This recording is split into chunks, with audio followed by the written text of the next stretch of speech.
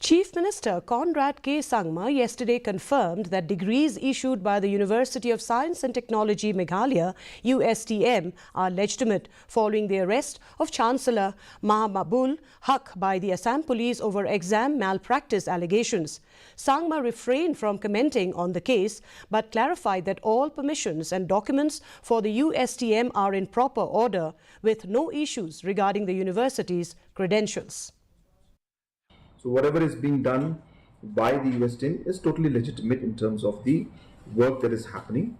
So there is no doubt about that. So we're very clear on this point. So that's why I'm clarifying on behalf of Meghalaya government and Ustm, saying that all the permissions, all the necessary documentation, everything is in order.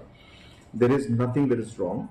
I'm clarifying that again to you. But regarding comments made by my counterpart, that is something that he will have to answer. I cannot answer on his behalf on what basis or why he's saying that. That's what I'm saying.